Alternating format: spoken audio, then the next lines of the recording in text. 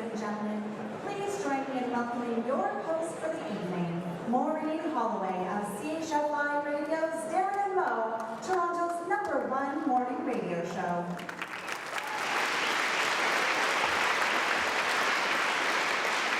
Well, hello and welcome, ladies and gentlemen, to the Angels Den 2018, St. Michael's 4th annual research competition that has the biggest minds in medicine competing to fund their transformational research. My name is Maureen Holloway. That's true. I'm so thrilled to be your host. This is my second year doing so, and last year was such a remarkable experience, and I know we're going to do that again. St. Michael's is very special to me and to my family. It's a place I can never forget. Both my 2 children were born there. They're now 25 and 20, which kind of betrays me, doesn't it? Everyone knows that St. Mike's looks after their patients with the deepest compassion, and what they may not know is that it's also a global powerhouse in research and treatment. Every day, its relentless world-leading teams take on some of the toughest health challenges. In fact, did you know that St. Michael's trauma survival rate is amongst the highest in North America? Or that its cardiac teams have pioneered global firsts in minimally invasive treatments? Oh, and its neurosurgeons? Yeah, they have a few, and they perform the most aneurysm and brain tumor procedures in Canada. Bet you didn't know that. And now you do. And St. Mike's recently recruited the globe's top multiple sclerosis neurologist to head up its world-leading Barlow MS Centre. The list goes on. And tonight, we get a glimpse of the groundbreaking work that takes place at this hospital every day, day in and day out.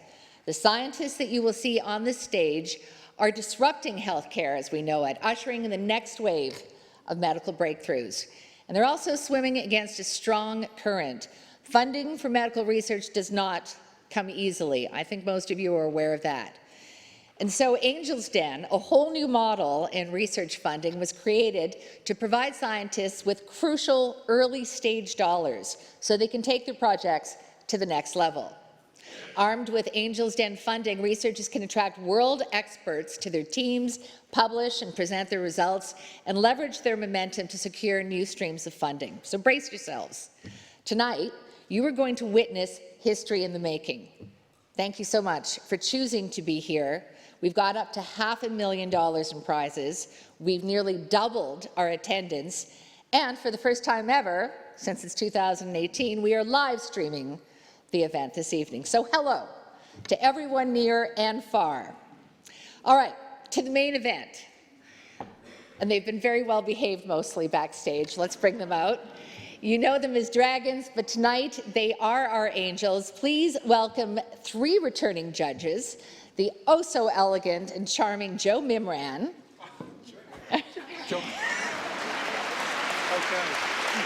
The lovely and effervescent Michelle Romanow.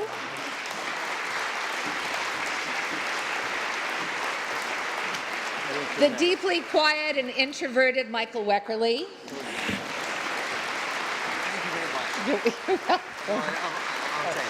And you know what? This lovely lady takes all her time to come here. Oh my God, look at all these people here. Mike.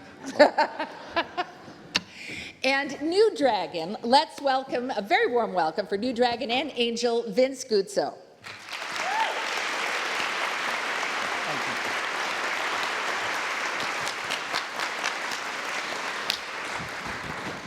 Now, please also welcome our esteemed jury, who themselves have impressive medical, community, and business backgrounds and have so generously sponsored this event. Our jurors will vote with the judges to select our winning teams. Jury, please stand so that we may adore you.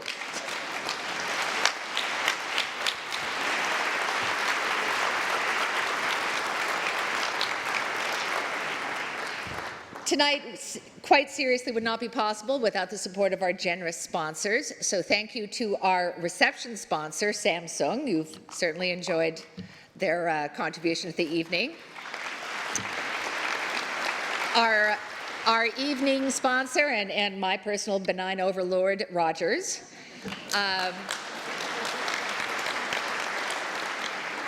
Our People's Choice Award sponsor, Patrick and Barbara Keenan Foundation. And our travel sponsor, St. Michael's Young Leaders.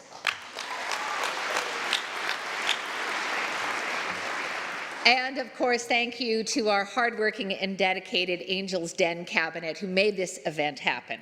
Final round of applause for them.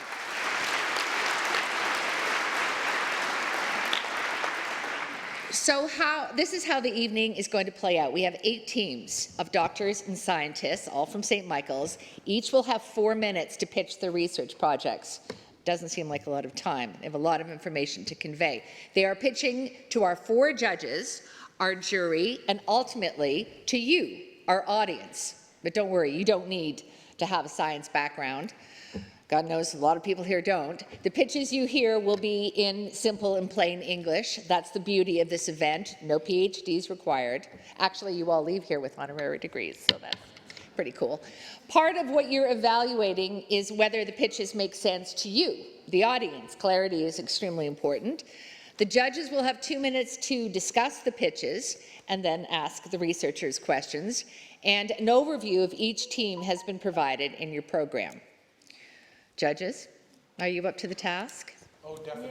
Yes. Yes. We are looking forward to it. As you should. Very excited. Yes. Do you feel burdened, perhaps, by your responsibility? Not at all, because No? we've got such great backup over there. Okay. It's true. I'd like That's to take true. the front row right here.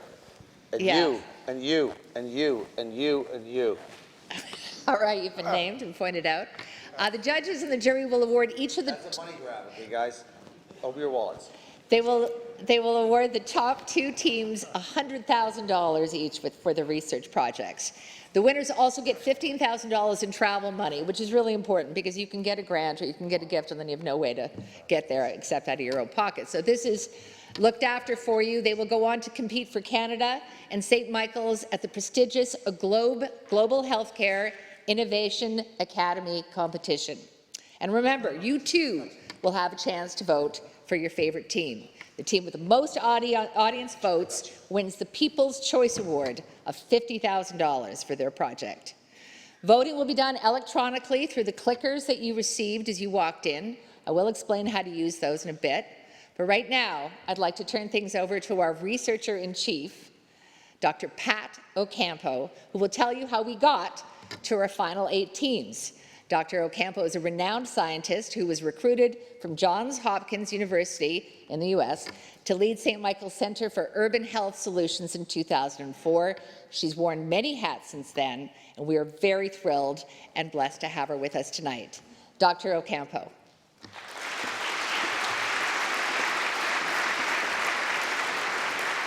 Thank you, Maureen.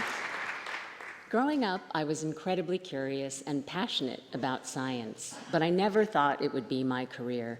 Instead, I was totally focused on the idea of fixing societal issues by rolling up my sleeves and working at the grassroots level. But then something clicked. How can you fix something if you don't know why it's broken? That was my aha moment. It suddenly occurred to me that I could harness my passion for science and work with those grassroots organizations to really make a difference. One of my early areas of focus was intimate partner violence. Some of you may find it astounding that 25 to 50% of Canadian women will or have experienced some form of violence from a partner. Well, at St. Michael's, we really see those statistics every day in our fracture clinic, one of the busiest in the city. Almost 30% of our women patients coming into the clinic have experienced violence in the year prior to their visit. It's a serious blind spot in healthcare. How can we tell which patients had experienced this kind of violence so that we can connect them to services? I had an idea, so I partnered with one of the surgeons in the clinic, and we presented that idea right here at Angels Den 3 years ago. Of course, it's an app with a series of questions that women can answer privately when they are in clinic settings. It overcomes barriers like stigma, fear, and lack of time surgeons have to ask and respond to the tough questions about violence. It almost sounds too simple, right? Research doesn't have to be complicated. It just needs to identify the right solution for a problem. I didn't win the Angel's Den that night, but I did receive funding from a donor. And let me tell you how meaningful that funding is in a world where research dollars are both critical and scarce. Those dollars are not just vital to me as a researcher, but also to patients who now have a way of getting easier access to services. I'm proud to say that we just launched the app in St. Michael's Fracture Clinic this month, which is Women Abuse Prevention Month. I also have clinics lined up to bring this technology and screening process into their own practices, and that's why research matters. St. Mike's is a research force with over 1,000 of us working in research every day, and tonight you're going to hear some fascinating solutions to complex health problems. So here's how it works.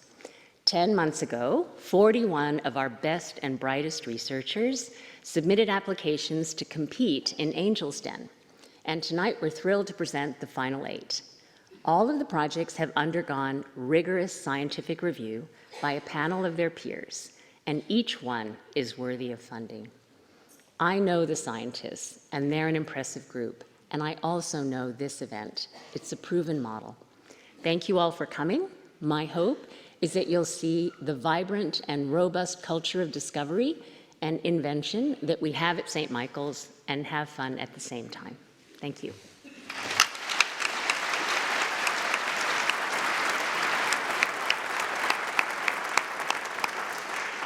Thank you, Pat. It sounds like we have some tough choices ahead of us. So let's get to it. It is time for the battle to begin. Our teams are split into 2 categories.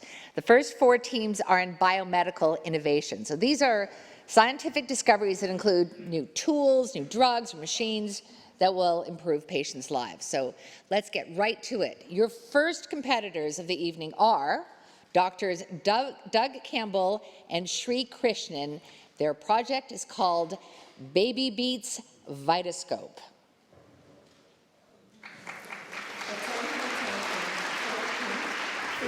Cardinal Carter North. Attention, attention, code pink, 15 Cardinal Carter North. Attention, attention, code pink, 15 Cardinal Carter North. A code pink is a cardiac arrest in a newborn baby. As a pediatrician, this is my worst nightmare.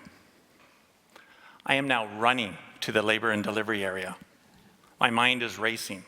My NICU team is also running. They're dropping what they're doing and they're rushing to this baby. How will this baby respond to resuscitation? Will this baby survive? Over 13 million babies a year need resuscitation at birth. 1 million of them will not make it. We need this information now. We just aren't very good at it, unfortunately.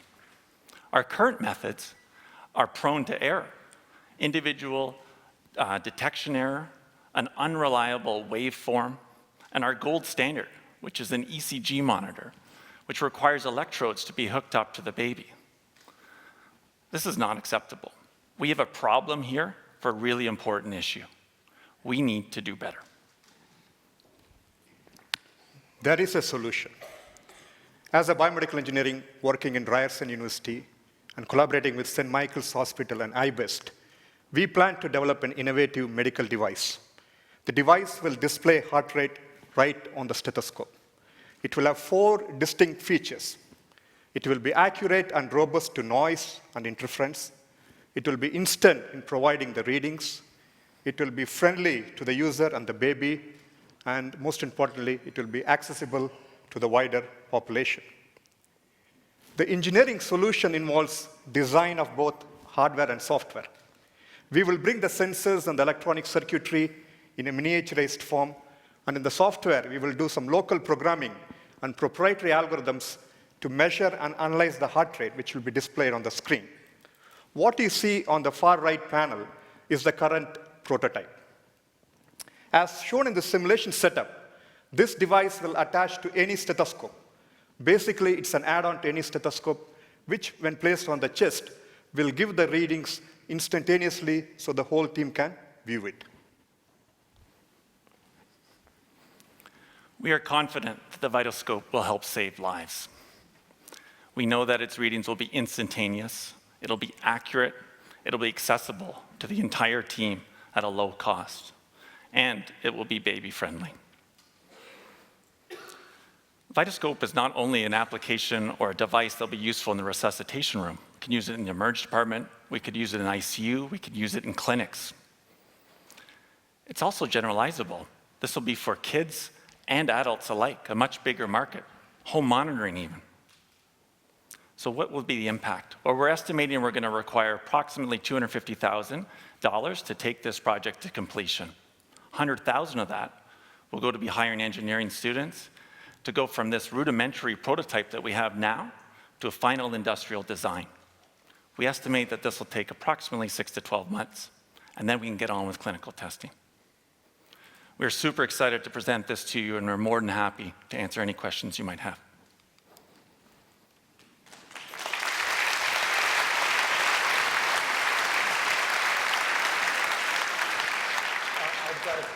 I've got a question. So how does this differ from some of the portable cardiograms that are out there now? I think there's one that they're advertising at $99 where it'll take an instant cardiogram. Is there anything in that technology that would be applicable to this technology? So it's a great question. So that technology is not medical grade. It's based on a sound, and you have to buy your own unit. So $99 gets you a bottom basement digital stethoscope that is not very helpful and not also instantaneous. The top of the line products are around $500, but that's $500 you have to spend for a device. The beauty of this is you clip it on to an existing tool that every doctor, every nurse already has, which is not going to change. This is not going to change. This is an add-on. This is not another product. This makes it a much more generalizable product, I think, and it should be a lot more successful than those. So at scale, what do you think that will retail for? So the form factor of this one will really go down, and I think that's where we need the additional funding. So what we have here is what was designed in the 4 to 6 weeks time frame. So with the miniaturization of the electronics and everything, we are confident the form factor will be of the size of a Luni or lesser. So we're estimating it'll be about $60. Okay. $60. 60, yes, 60. That's So very widely good. accessible. I have, Yeah. I have a question. The actual unit, if you're using it in a medical setting, is the information going to come on the unit as is, or Yeah. are we going to have a Bluetooth or a connection to the existing hardware that's in the rooms? Or Great question. So those already exist, and they don't work very well. We need instantaneous reading of the heart rates. When I put this on the baby's chest, I know what happens. Exactly. I know what that heart rate is. We have 3,000 babies a year delivered at St. Mike's. Many of them are critically ill. We even lost a baby last week, and one of the barriers that we couldn't hear the heart rate. We couldn't be sure that the heart rate wasn't there. So this is going to be instant reading. There's no guessing. There's no relying on your team to each have a try, bringing in monitors, et cetera, et cetera. This will be instantaneous. and this does not eliminate continuous monitoring Absolutely not. when a doctor's not there? This is an immediate. That's right. Yeah. That's to help the doctor make his Right. decisions on the spot. It may have applications for continuous monitoring down the road, home monitoring, adult populations, et cetera. The 13 million that you quoted, is that for North America, worldwide? That's around the world. It's worldwide. So 1 million of those babies will not live. And so this is the other beauty of it. We can take this to any country where stethoscopes exist for clinicians in all sorts of settings. It's amazing. I mean, when you think about a million I'll babies. ask a question. You know, we're in a digital world, and everything's moving very quickly, and lots of very intelligent people here and the jurors. How can you take this to be more homogenous to everyone? Because when you look at it, it's very difficult to go there, and you made a very succinct statement. You lost a child last week. Let's end the story. How do you stop that from happening? How do you make this digital process go there and become, whether it be iCloud, whether it be anything else that becomes a digital process? Because that's where we're going to, it's the way the world is. And I love the process. Don't get me wrong. But to make a commercial, 13 million will get you nowhere. You know, it has to be a partnership. Who would you partner with? You want to answer that one? So, I mean, I think, It could be, I mean, medical devices will then be partnered. So there's multiple companies, for example, those that produce stethoscopes. There's other software Who's companies. your favorite? Littman is my stethoscope. Yeah. Wait, now we're getting somewhere. So Littman's the most popular Tell me about stethoscope. Sorry, dude. So My bad, sorry. Littman stethoscope. I burped, my bad. So Littman is the most popular stethoscope for all Who's practitioners. Littman? For everyone else here, who's Littman? So it's a company that produces stethoscopes. They basically corner the market for all medical grade stethoscopes for nurses, doctors, midwives, clinicians. A great partnership. Absolutely. We have to let Team 1 go so we can bring on I'm Team sorry. 2. But We have it's a great 7 more to idea. go. I just think you have to go through a partnership because I think that the evolution of science is great. I love the fact that you have, you know, heart in the game because it's half the battle. And this will be a handoff to Yeah, that company. it's digital. Be a handoff. God bless. Yeah, great presentation. Great.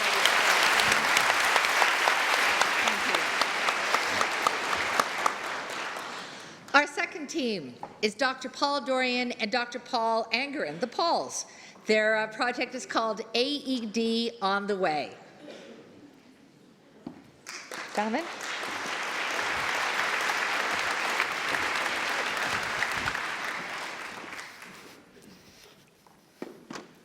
Every 13 minutes, someone in Canada suffers a cardiac arrest.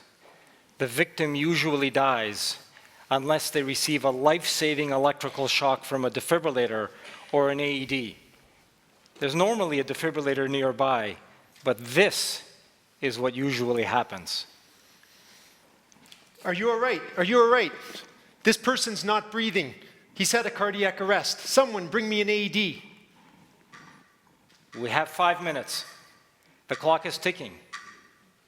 In Toronto, there are over 20,000 AEDs.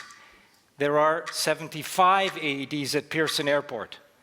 The problem is that bystanders can't find them because they're not clearly marked. 911. Someone's had a cardiac arrest at Pearson Airport, gate 50. I need help. I can start CPR, but where's the nearest AED? What do you mean you don't know? The 911 dispatch operator has no idea where the nearest AED is. They're seldom registered, and even when they are, their location is not clearly known. They dispatch EMS paramedics who normally take 10 or more minutes to arrive. This is usually too late.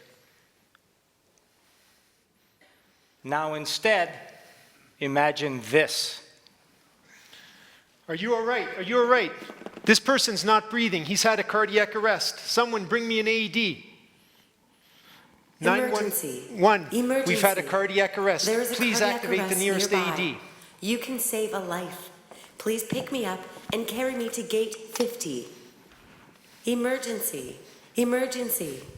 There is a cardiac arrest nearby. You can save a life. Please pick me up and carry me to gate 50.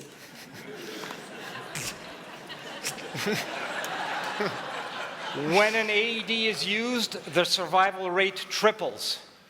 Our invention means that no one has to look for a defibrillator. It will come to them. Every second counts. This is our invention, the AED on the Way system. It is a small portable device that can attach to and work with any existing AED. The trigger to activate the device is a 911 call, which happens in every cardiac arrest. When 911 is called, the dispatch operator via our software the dispatch operator via our software will activate the nearest AED. The device will then wake up and broadcast that a cardiac arrest has occurred. It will instruct passersby to bring the AED to the side of the victim via GPS-enabled map.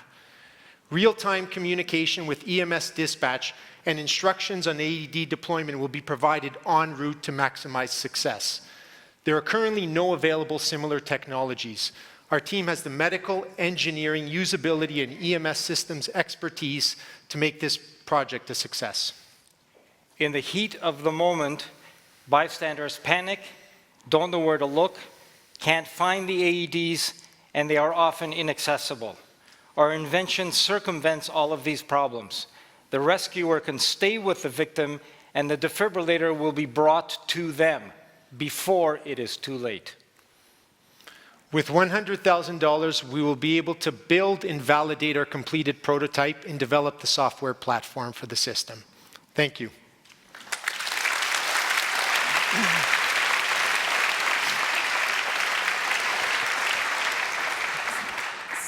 It's a great idea. So just so I understand, how, like 911 calls, and then do you have to put something in each device, and so you get this voice-activated component? And is that part of the business model where you have to go find all of these? Yeah, it is part of the business model. The device is about the size of a small smartphone. Yeah. It is physically attached to the AED. It's not an integral part of the AED because we want to make it agnostic to the companies that make the AED.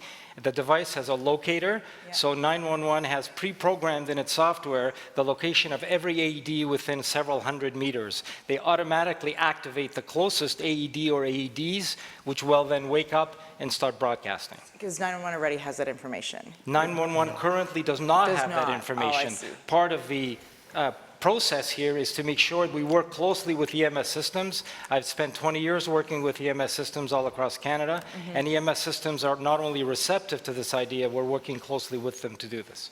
And one of the main issues, is that AEDs are not, registration is voluntary.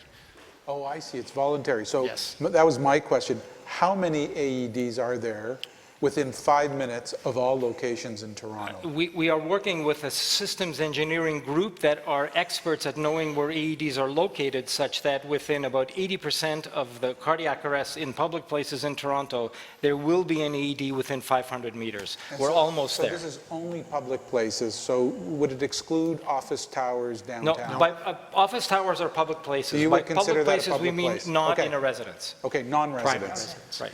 And so do we have any idea of how many AEDs are out there currently? Yes, we do. Only an imperfect idea. We're also working with distributors of AEDs who know more about this than anybody else. But the best estimate is that in Toronto, there are between 20 and 40,000 AEDs, a quarter of which the batteries are non-functional because they've not been replaced.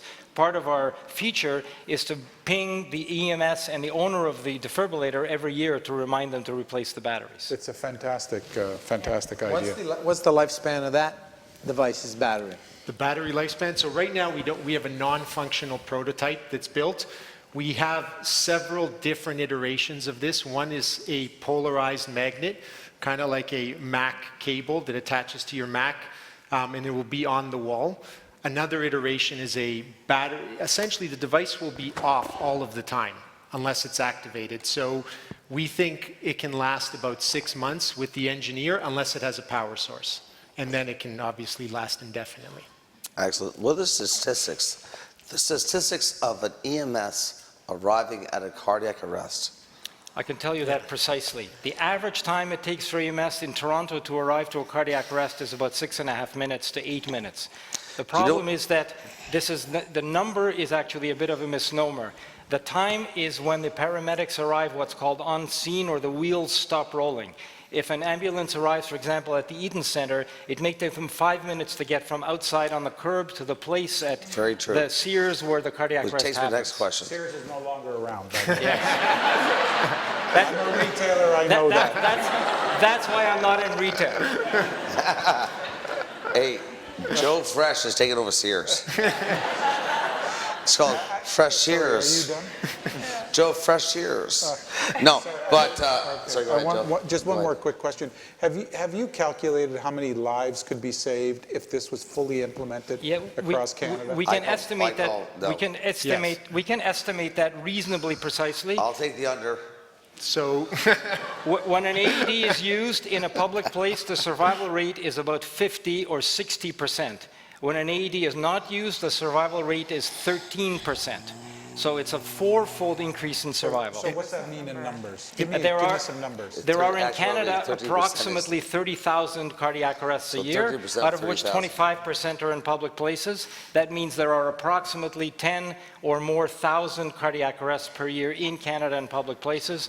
So we're talking 30% approximately 2,000 to 3,000 lives a year. 30%. And every minute that goes by without applying And an I agree with that. AED, I totally agree with that. But you know, when you look at this, and you look at the fact that you're taking a very fast-track process to what exists. But as you know, what's the time before a police officer goes to a house that has an alarm? Do you know the time frame? we don't know. 16 minutes. And it'll take them another 22 minutes to get there. So on average, because I've been broken into a few times, it takes 34 minutes for this to happen, which is very similar to what goes on in life. He didn't break into his own. I don't like your tone right now, Guzzo, but Yes. I like it. I think what's important to note that when an AED is used, the paramedics can get there 30 minutes later, it doesn't matter. It doesn't matter, but the thing is that how can you look at this process and say that 13% as an actuarial is very low? That's correct. Yes. Right? So to enhance that, how do you go there and sit there and say that logistically, there's a lot of logistic programs out there. Everything is time allotment, time to scale, etc. But to go there and come there and say, how do you make a difference? How do you make a difference to actually shorten that frame? You can take the point that you definitely you're doing better. You're better. What we are today, way better. But how do you make it excellent?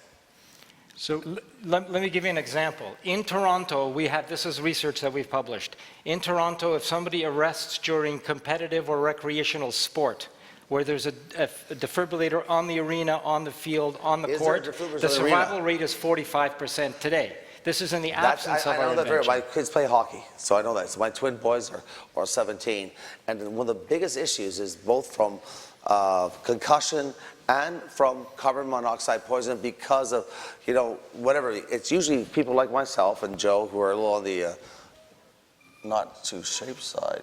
Not like you, Guzzo. No, I'm in shape. I'm work up. But it's true. We'll I've known come many with of you the to the people ring. they've gone there and played hockey in an arena because of their surrounding environment, of the environment of Zamboni driving around, and guy drops dead.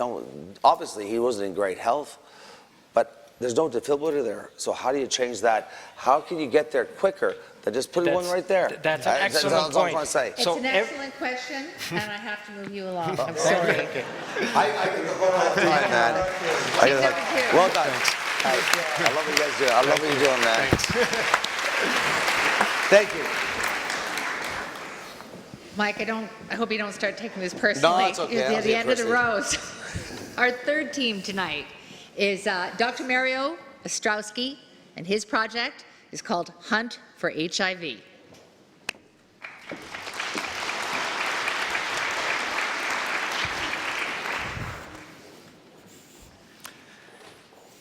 Good evening. The project I'm going to talk to you about is called Designing the Next Generation CAR T Cells to Cure HIV Infection. Now, the war on AIDS is not yet over. HIV is the virus that causes AIDS, which is a fatal disease if not treated. And globally, one person every 20 seconds gets infected with the HIV virus. Last year, 1 million people died of AIDS. There are 1 million people living with HIV infection in the United States and 75,000 in Canada. Now, today, there have been major advances in HIV research such that one person with HIV infection can prevent the development of AIDS by taking antiviral drug cocktails. This is a cocktail of drugs that a person must take every day. In the graph you see is that we can measure the amount of virus in a person's blood with the red line. When a person takes the cocktail, the virus disappears from the blood and stops growing. But if a person stops taking the cocktail, the virus returns and is at risk of getting AIDS. Now, so one has to take these drugs every day, and it costs about $1 million over a lifetime to treat a single person. Now, why do we need to cure HIV infection? Well, first of all, even taking the cocktails, people with HIV infection have a lot of problems. The cocktails themselves are not good enough. there are side effects to the drugs, and the presence of HIV in the body is associated with an increased risk of heart disease, bone disease, kidney disease leading to dialysis, and many cancers. In addition, living with HIV infection every day is associated with isolation, stigma, and shame, and this can lead to incarceration and violence. So we really do need to cure HIV infection. Now, why can't we cure HIV? Well, when a person is on the cocktail of drugs, HIV is actually hiding in a few cells. And we can see 2 cells there that are infected with the virus that can actually make new viruses. Now, how many cells are there in the body that are infected like that? We call this the HIV reservoir. And there are about 200 million of these cells that make up the reservoir. Now, that seems like a lot of cells, but if you put all those cells together, it's just the head of a matchstick. So it should be easy to get rid of all those cells that are just that small in size. Now, how does the body usually get rid of HIV and other viruses? The body has an immune cell called a killer T cell. And I'm going to show you a time-lapse video of actually a killer T cell hunting down an HIV-infected cell. And the killer T cell has a red arrow, and once it finds the HIV-infected cell, the HIV-infected cell will die. Unfortunately, the video does not work. I will sell you a vowel. What I was supposed to show you was this killer T cell that was going to kill the infected cell. It recognizes it and kills it. Now, why can't those killer T cells get rid of the reservoir? The reason being is that HIV can mutate. So if HIV mutates, the killer T cell won't recognize it. In addition, these T cells get very exhausted and they stop working after a while. Also, because the reservoir is small, the amount of virus that's being produced might be too little for the killer T cell to recognize it, so the cell might not be sensitive enough. So what our project is going to do is we're going to borrow from the cancer field, because there has been a revolution in immunotherapies in the cancer field.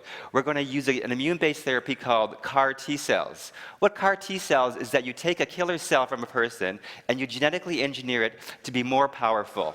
And we're going to do that with HIV infection. We're going to engineer killer T cells from people to make them identify more than 90% of the HIV strains in the world.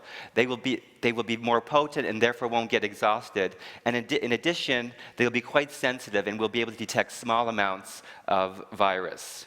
Now, as an illustration or our metaphor to show you how the CAR T cells work, I will show you this video, which I hope works.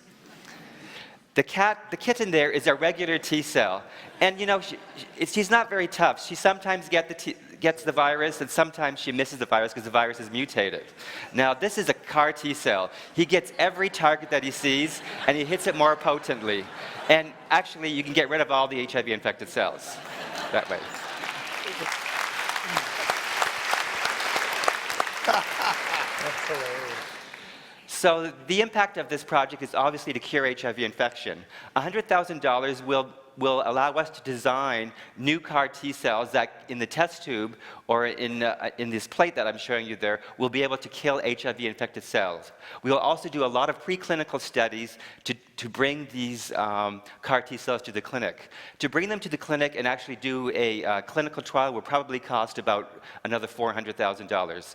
But I think it's worth doing because then we can partner with a large pharmaceutical company to bring this treatment to the clinic, which has already revolutionized the cancer field. Thank you.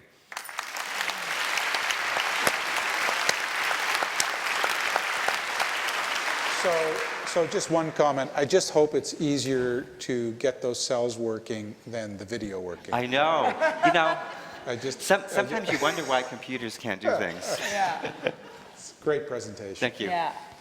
I have a question just because you brought up the connection with the cancer. Apart from the immune way, did you try and combine it with nanotechnology and find a different way of spreading through the body and flushing out 24 hours later whatever's not used and whatever's magnetized? And, just because this way seems to be an interesting one, but it seems to be a much I think you're being a little conservative on the $400,000 for a trial. I think it'll be more than 2-3 million. To get ready for a phase 1 trial, which would be safety. So you wouldn't. I still think you'll be at over $1 million. I mean, I'm investing in the nanotechnology, and the only reason why I did is because it seemed to be a lot cheaper to get into that. Let me tell you about the nanotechnology. So I have a colleague who used to work in our lab, but now he's in New York City, in the university there, and he's developed a nanotechnology which he calls nano backpacks. And these nano backpacks he would put onto the killer T cells of a person, and they will make them more powerful. So this is another type of strategy that he's going to try, and that we're going to work with him together. But you're correct, the nano field is very interesting. Well, I'll say you're far more intelligent than me. And you articulated this case. Okay, no one, I know you guys are worried about that because you might take my side. Wow, that was stone cold. But you've done I have no questions because you articulated it very well. I want to say thank you. Oh, thank you. Thank you. Okay.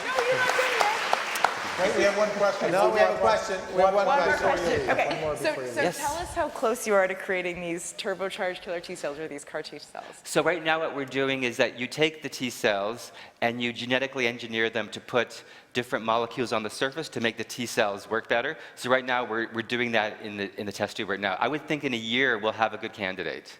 I would say in 1 year. That's awesome. Thank you. Team 4 is the final team in the biomedical innovation category, and it consists of Dr. George Youssef and Dr. Michael Orden, and their project is called Prostate Predictor.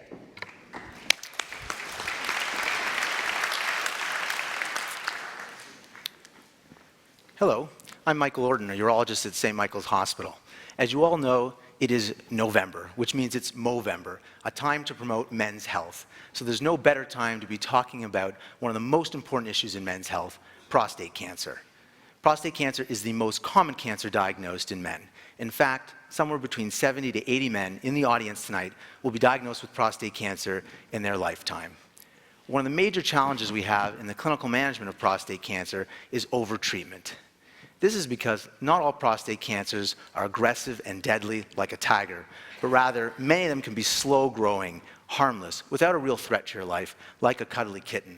The problem is we don't have a reliable criteria at the present time, a reliable test to help differentiate the kittens from the tigers. To understand the implications of this, let's take Bob. He's a 68-year-old man. He's married with 3 children. He lives in Bracebridge, and he's just been diagnosed with what we think is a non-aggressive prostate cancer based on our available tests. Bob and his family have a difficult decision to make. Does he opt for radical treatment with surgery to remove his prostate, which can have important complications like erectile dysfunction and urinary incontinence, all to treat an aggressive cancer that he may not have? Or does he opt for a conservative approach with active monitoring, where he'll have to travel once a year to a specialized center to have a biopsy of his prostate, where a gun like this is used to fire a big needle into the prostate 12 times so we can determine whether the cancer may, yes, I know, very lovely. I'll take a hard pass. Biopsies for everyone out back after. Only one needle, though. All right, I'll take it. So all this to determine if his prostate cancer has progressed, but with no guarantee that we might not miss an aggressive cancer. Bob, unfortunately, is not alone. 21,000 men will be diagnosed with prostate cancer in Canada in 2018. Half of these men will be classified as having low risk or non-aggressive prostate cancer based on available tests. They'll be offered active monitoring, but without a reliable criteria for determining who might progress to an aggressive cancer. The other half of men will be classified as having an aggressive or high-risk cancer and be offered surgery or radiation therapy, but clearly some of these men are going to be overtreated. Hi, I'm George Youssef. I'm a pathologist and a clinician scientist at St. Michael's Hospital. When I partnered with Michael, we thought the best way to discover a biomarker is to understand the biology of prostate cancer. So after 40 years of extensive research on prostate cancer, we identified these unique molecules that control the aggressive behavior of prostate cancer. The good news is we found that these molecules are secreted by the tumor into the blood, and even better. In the blood, they are protected in little bubbles called exosomes. So that makes them ideal blood test. So here we are. Tonight, I'm proud to introduce ExoMare Prostate, the first blood test that can guide the treatment decision in prostate cancer, whether active surveillance or radical prostatectomy. The test can be also used to replace this scary biopsy for the annual follow-up of patients who are under active surveillance. Ladies and gentlemen, we are almost there. We identified the biomarkers, we developed our blood test, and even better, we validated the performance of the test on 500 independent cases. Patent is recently filed, and now we're seeking $200K for the final international independent validation of the test. And with your support, the test can hit the market within a year. So now Bob and his family, thank you.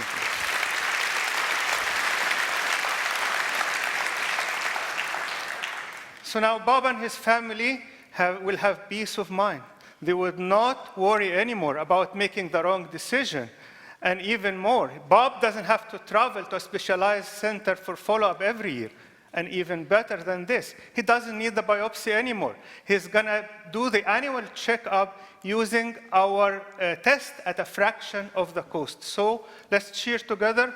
ExoMare Prostate, a revolution in prostate cancer management. Thank you. Wow, so you guys have taken no more testing. It's a simple blood test to see if prostate cancer is advancing. That's correct. That's amazing. Now, is it only if the cancer is there, or can you also tell if the cancer is not there? No, it's only for patients who are already diagnosed with prostate cancer. We believe that... And so how do you get diagnosed if you don't do the biopsy? Yes, the first biopsy, you will do it for the purpose of diagnosis. Okay, so you still have to have the biopsy. So So you can't get away from that needle. You need it at least one time. You get the needle no matter what, Joe. The big difference is, though, for the people that would be offered monitoring, they often need recurring biopsies. And it also helps up front. You get the biopsy. In some men, it looks like they have a small amount of non-aggressive cancer, but in fact, they may have more aggressive cancer because this needle only samples several spots in the prostate, but doesn't get it. I'm in. I'm investing. You've got. You're good. Hey, you got Go to try back. Go freshman. back. Not only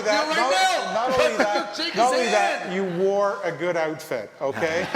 So you're. Joe, I wore that last night. What's wrong with me? Go back and keep studying and keep doing a.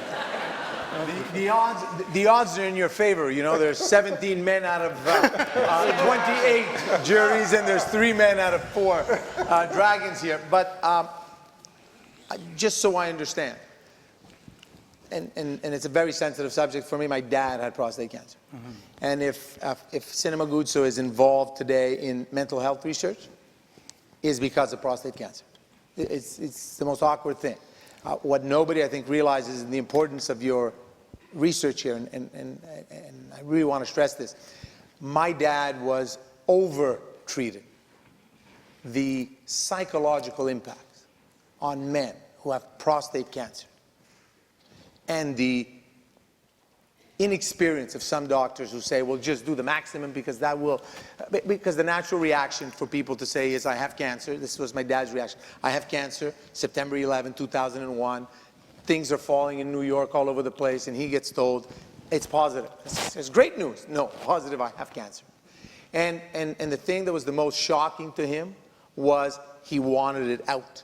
And I think what's very important in the treatment and what in the research you're doing is that men need to understand that you can actually have prostate cancer and live 20, 30 more years and still have a healthy sexual life, whatever, and not impact.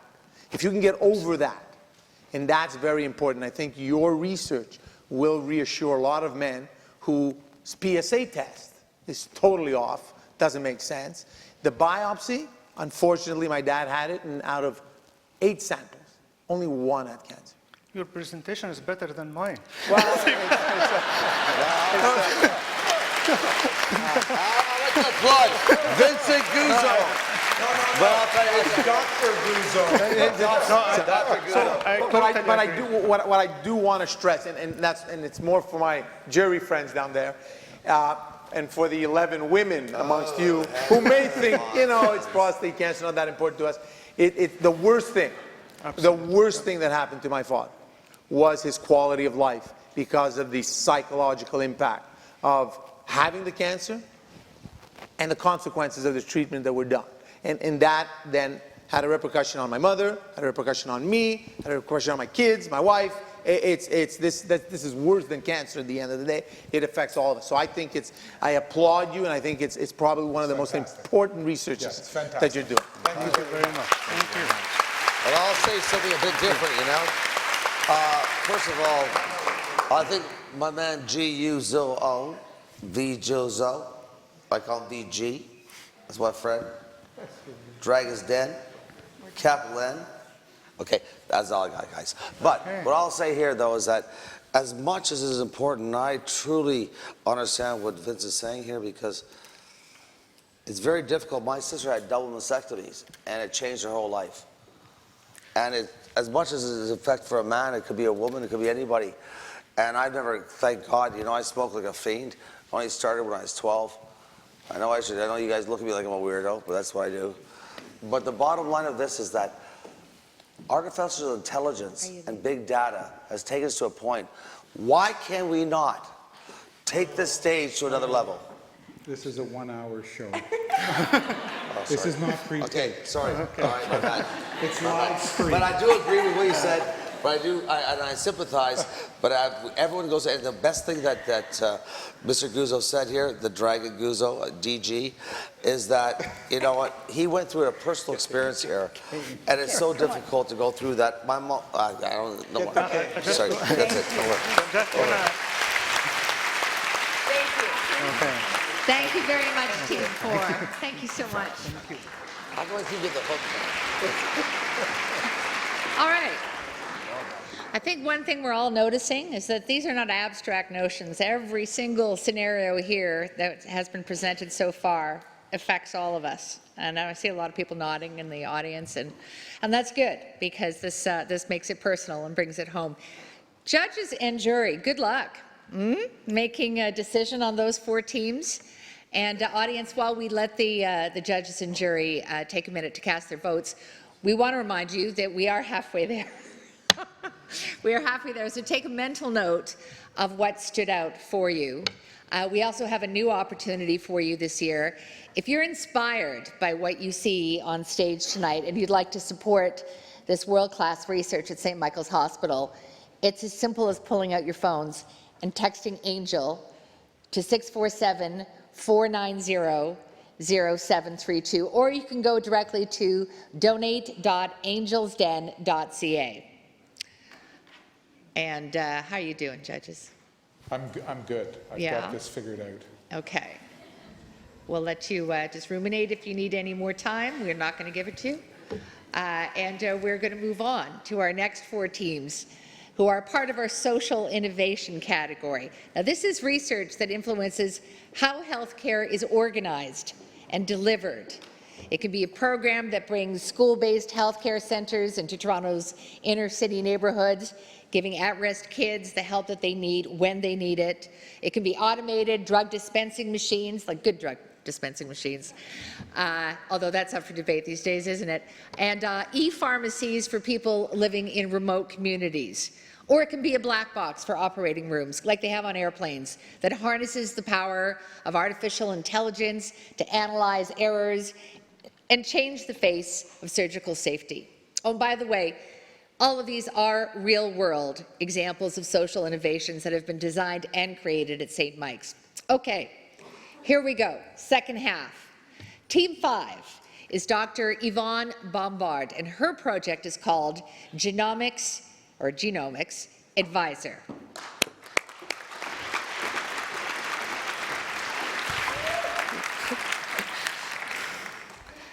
Hello. What if you had the chance to peer inside your genetic code, your genome, and learn about any of the diseases you might be at risk for? What if you knew that you were going to go blind in 5 years? Would you want to know this? What about your risk for Alzheimer's disease, cancers, heart attacks, diabetes? The list goes on and on. Sounds like science fiction, doesn't it? Well, it's not. Genetic tests like 23andMe and genome sequencing are transforming healthcare. Genome sequencing is a new powerful test where we don't just map one gene, but your entire genetic code. And it can provide a lot of useful information, like diagnosing your disease, predicting how severe your disease might be, or helping choose which medicine and its dose is best for you. But here's the rub. When you have your genome sequenced, it could also reveal a lot of extra information about many other diseases that are unrelated to your condition. This is what we call incidental findings. Much of this information could be useful. It could cause you anxiety, but much of it we simply don't know what it means for your health yet. It's kind of like opening up a Pandora's box with way too much information. And you'll need to decide how much of that information from your genome you want to learn. It's a daunting decision, and often doctors don't have the expertise, the training, or time to walk you through this very difficult decision.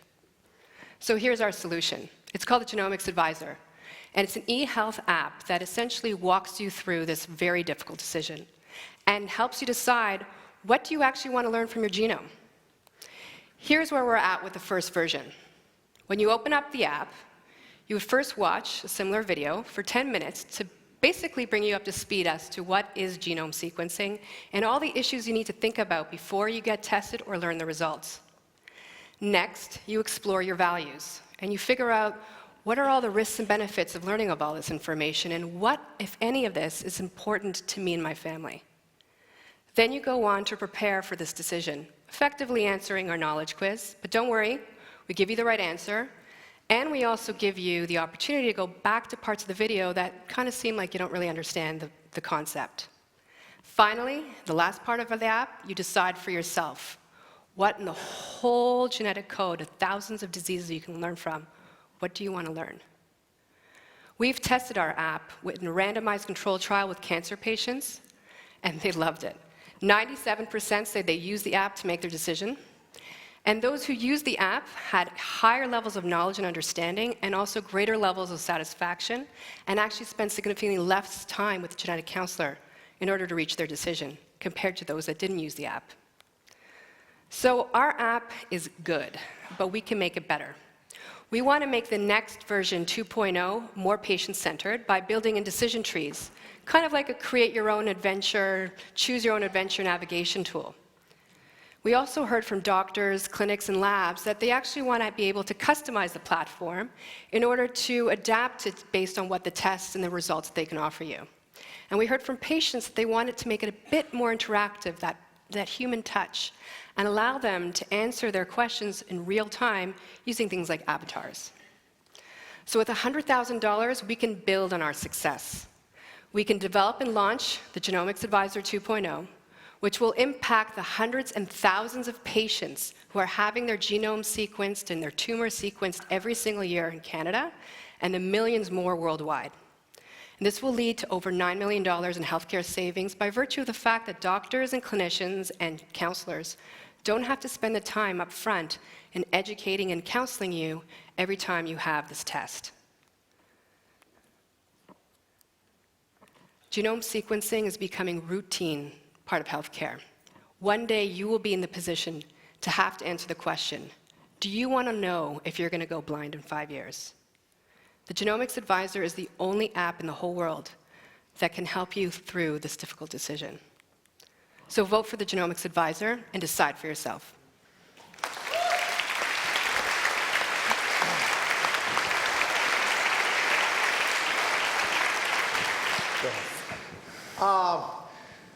If you've watched one of the 7 seasons of Dragon's Den, this season, one of the 7 episodes of this season's Dragon's Den, you'll know that I'm not a big fan of apps. But Imagine that. let's not be negative here. We don't want to be negative. That's good. But I do have some concern. And I'll tell you where my concerns are. And once again, personal experience, my mom had to go through a testing for the BRCA gene. And I forget the other one, which was the one that would determine if you're more likely to have cancer or more propensity to have cancer or not, I forget, right? So apart from the fact that we had to pay for those because they were not even covered in Quebec, where I come from, my concern was that when the results came out, no matter what was told to my mother, my mom wanted a predetermined result. And she wasn't getting that. So she would be going all over the place, on the internet, asked for another doctor, and until she got the opinion that she had, Sure. which was the one that she wanted, which was that she was very sick, which she wasn't. Right. My mom's perfectly healthy. She got over her breast cancer, no issues. But my concern is this is very powerful information. Put in the hands of competent people like you, I think it's a great thing. I'm a little worried. In the hands of just anybody. You know, it's like, for me, this is almost like going to the internet to get diagnosed. And I have a symptom, I'm coughing. Oh my God, I have throat cancer. Oh, here we go, it's all over. So that's my only concern. But there's 28 Her and app 3. is just helping you measure if you want to know these things. Is that correct? It's not That's actually right. Do you want to giving stand up here and help? No worries. It's not actually giving you that information. It's just saying. It's preparing you. Yeah. It's actually, fast forward, it is actually offsetting a lot of the time that you'd be spending in your doctor or your genetic counselor's office exploring this for hours It's a and fast just track. deciding for yourself first. Because often cardiologists are ordering these tests, oncologists, neurologists, many individuals, many specialties that don't actually have the right training and the wherewithal to spend the time to walk you through all this. So if you decide you're at the far end of the spectrum and you want to know everything, 'cause I like data, so I'd like to know it all, does it actually walk you through what these things then mean, or that's a totally different product? That would be this would be the pre-test counseling and education version. Yeah. And the next product would be, which is where we're going. Got it. Also, next app, stay tuned for next Dragon's Den, Angel's Den, I should say, is the actual interpretation of those results. I see. Okay. So this is a screen. It's a Part of screen. interpretation also is about understanding what you're getting into, Yeah. and some of that is offloaded with Now, this. you referenced 23andMe. Is 23andMe a good enough test to give you Is good 23andMe information? watching this? I don't know if I can say.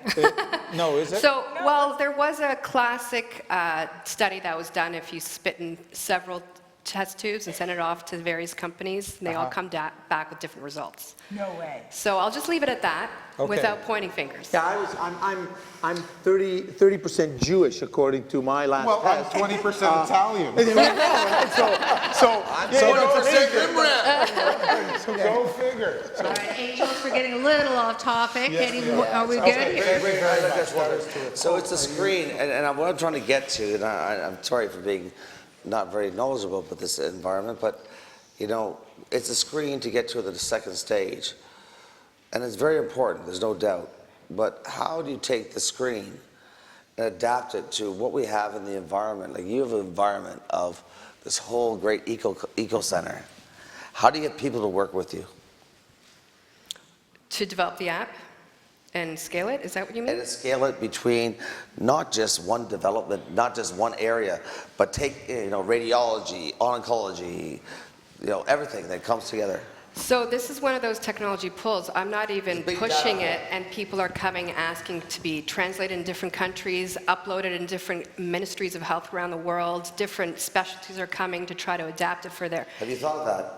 I didn't even. I was being approached without even being asked. So why would this is going. Why would you not take that next step today? It's only I'm a not very smart guy. Not gonna lie to you. I got to grade 3 twice, and but when you look at this, you go. I always wonder this, because I see technology going so far and forward, And I'm in Waterloo. I got a big eco center there, about 25 acres and 5 buildings. And I see these great developments. You've got an incredible process, but it's part one of very many parts. How do you take it to the next level?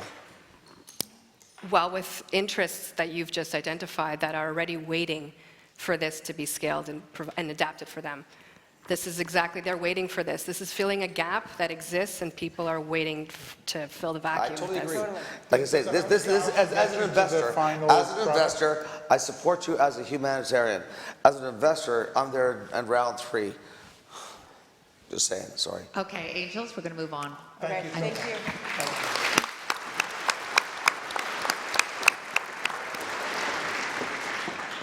Team 6, Dr. Tara Kiran. Her project is called Operation Zero.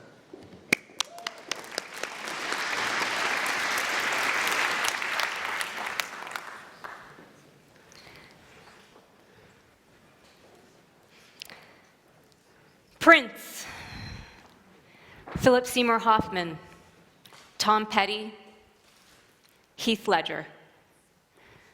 What do you think these people have in common? Well, they were immensely talented, artistically gifted. They made us laugh, they made us cry, they made us sing, dance. But unfortunately, they also all died young, and they all died from a preventable cause.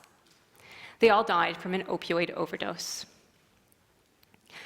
Now, their deaths made the headlines, but not all opioid deaths do. There are just too many. Every day in Ontario, 4 people die from an opioid overdose. People like David and Teslin, Greg's wife, and Carl and Leslie's beloved son. What's heartbreaking is that every single one of these deaths was preventable. You see, what makes opioids so different from other dangerous, addictive drugs is that it's often prescribed by a doctor, often a family doctor like me. 15 years ago, family doctors were told that we were under-treating pain, that prescribing opioids was safe, but we now know that's not true.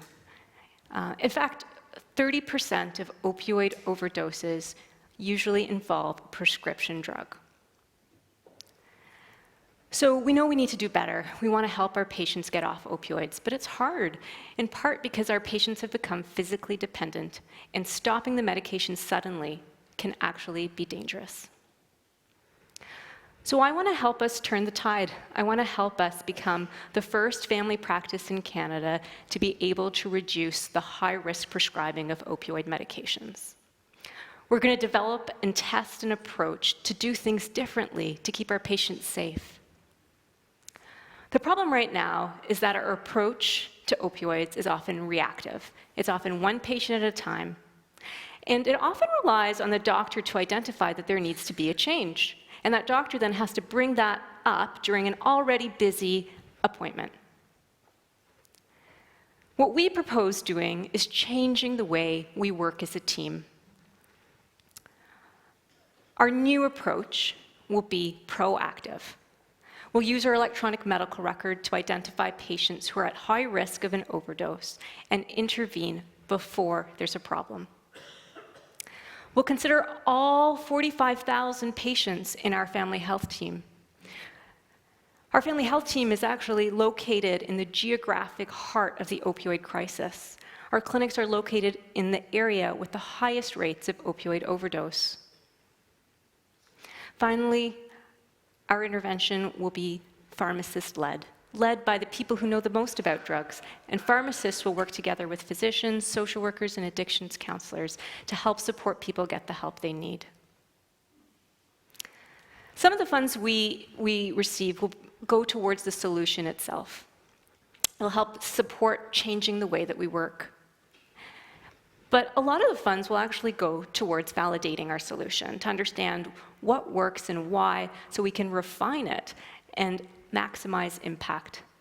Validation for us is a critical step towards scale-up. With $100,000, we'll be able to spread our solution to 5 family health teams in the Greater Toronto Area. Right now in Ontario, there are 1.9 million people who are receiving an opioid prescription. Our solution at scale will reduce their risk of death. Opioid overdoses are preventable. Our goal is zero. Zero patients in our practice, in any family practice, losing their life to an opioid overdose. We can do that with your support.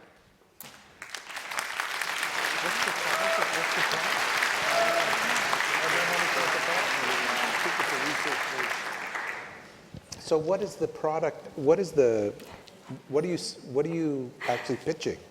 Yeah, so, we don't have an app, we don't have a website or a new technology. What we're doing is trying to actually change the way people work. Opioid prescribing is a complex human problem. We've got patients on the one hand who often have very complex lives. Often they have histories of trauma, or maybe they have chronic pain and they were prescribed this 15 years ago and now are dependent. On the other hand, you have doctors who are kind of pretty used to doing the same thing in the same way all the time. And the way that our healthcare system is structured is that, it's often very doctor-driven. Cut you off for a second. Yeah, go. So you are a physician. I'm a family doctor, yes. And you dispense prescriptions. Yeah. Have you dispensed an opiate prescription? I have prescribed an opioid. Have you ever thought about it and thought that, I'm unsure? Yeah, so a lot of times. What'd you do? It's a good question. So often there's a negotiation or discussion with the patient around that. Sorry, slow that down for me. Yeah. I really want to understand this. So often there's a negotiation or discussion with the patient. So it actually depends on the scenario. So I'm going to think about one.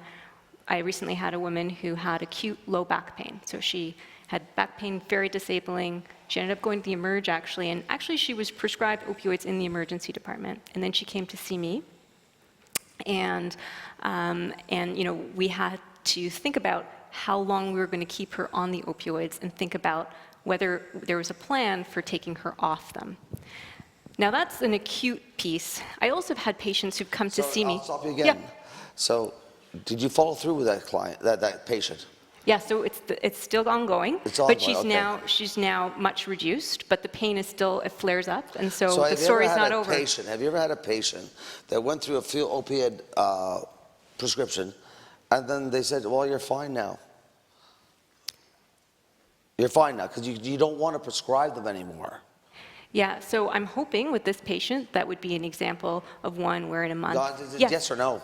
Yes. So there's you've been had that situation. where patients had. No, where you had a prescription where Yes. you've gone through. Now I'm going to a point here. Okay. So you went through this process, because I do believe the opiate addiction is very troubling, because a lot of friends of mine are in the hockey or stuff or basketball, and they have this. They end up with heroin. And I understand the whole situation, because I've seen people aren't on this life anymore because of that. And I do believe there's a very serious cause. But to change the cause has to do with the amount of importation of opiates to the U.S. and Canada. So that's And definitely. it's a black market. That's So that's more definitely important. a part of the reason that's going on. And so, any doctor but that what prescribes opiates, I don't understand it. So 1.9 million people have an opioid prescription. Pretty much I don't even take aspirin. every family doctor prescribes opioids. I take vodka. And I just want to emphasize, 30% of opioid overdoses involve a prescription opioid. Yes, but Yeah. I'd like to know something. Yeah.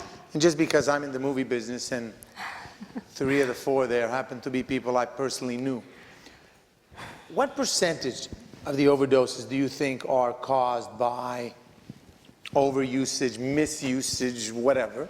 Mm-hmm. And what percentage do you think actually purposely overdosed because of a mental health issue?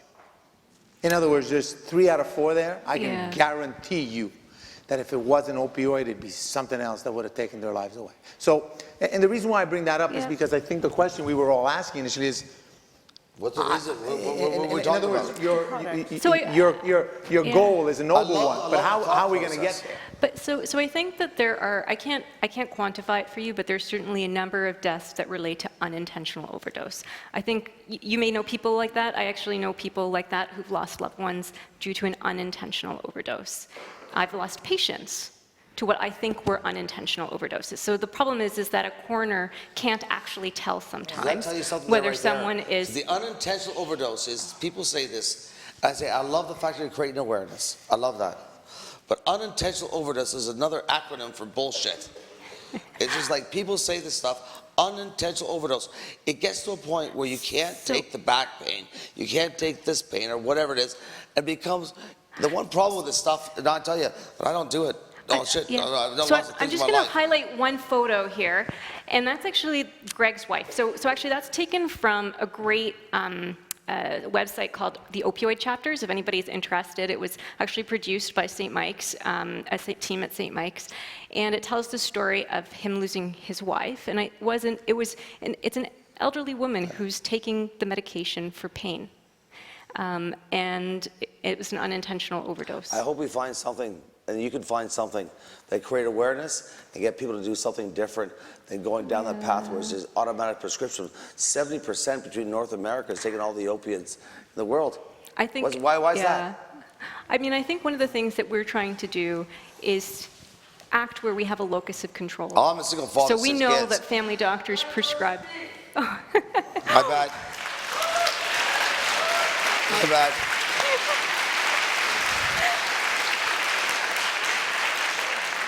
So we know that family doctors want to help their patients get off opioids, but it's really hard. And so you asked earlier, what is the intervention?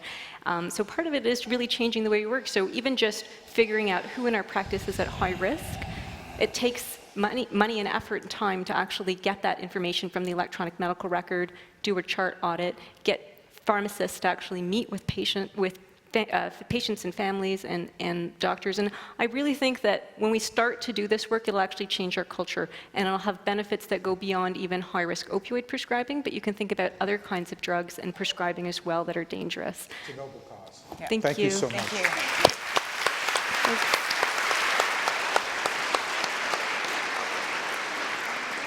So the show's turned interactive all of a sudden. Team 7 is Dr. Mohammed Bomdani, and his project is called FAITH.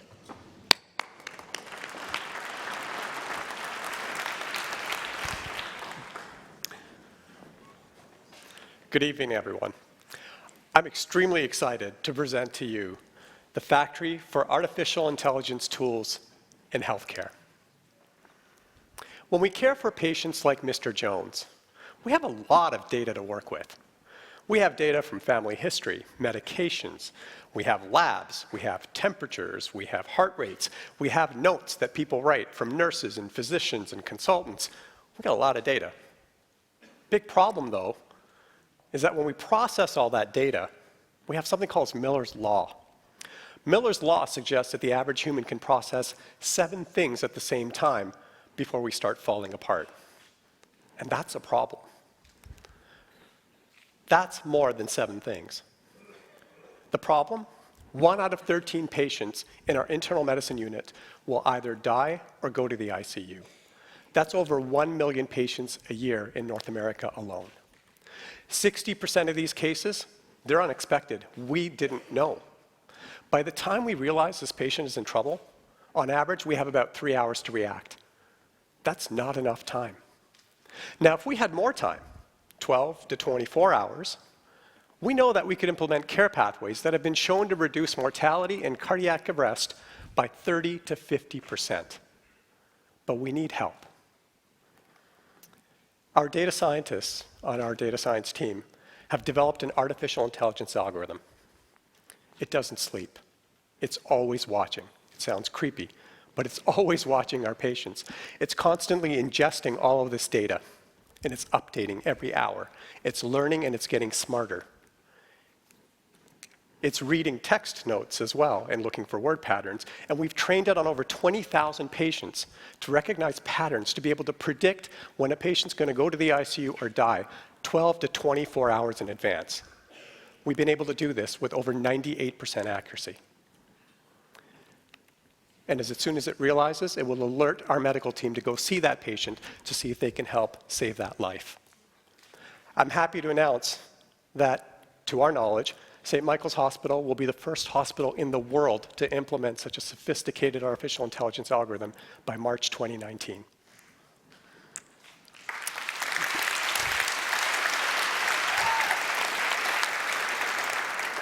Thank you.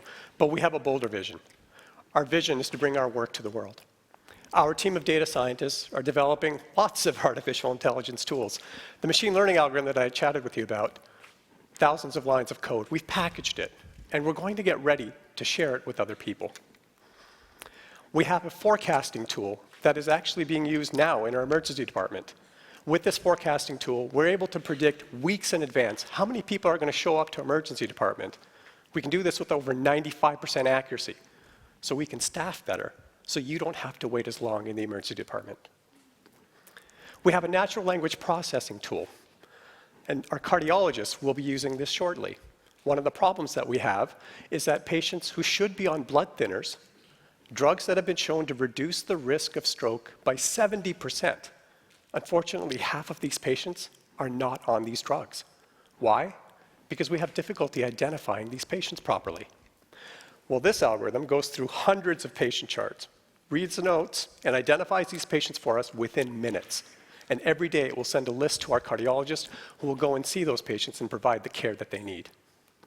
So who are we? We're a bunch of data geeks who really like math. But we're more than that. We're a community of physicians, nurses, pharmacists, physiotherapists, administrators.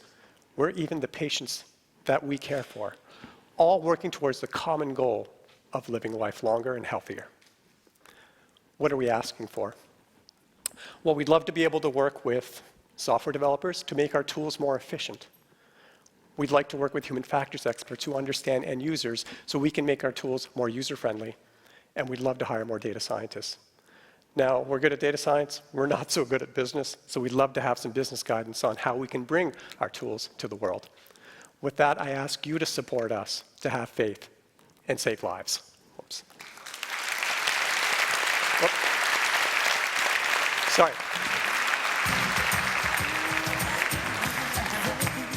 So, that's a great video. Have to go there. So great project, definitely where healthcare is going, and it needs to be going to use all this AI to do more stuff than a human brain can compute. But 20,000 patient records isn't actually that many for an AI, because you need an extraordinary amount of data to actually get this right. And so, you know, how do you get more data, and who are your competitors in this space? I mean, the Chinese have given 1 billion medical records to a few of their AI companies that are really far advanced in this, and so how do we end up competing with those? Great questions. I'm going to take a little bit of time to answer this because I think it's important. Our approach is a bit different, and we have a significant advantage. Our advantage is the previous slide that I showed around who we are. We're a community. Very few people are embedded in a hospital who work with clinicians and have access to all this data. Now, 20,000 patients absolutely is not a lot. But the way we approach AI is a bit different than others. A lot of groups will come in and they'll throw data and say, it'll solve the problem. We don't do that.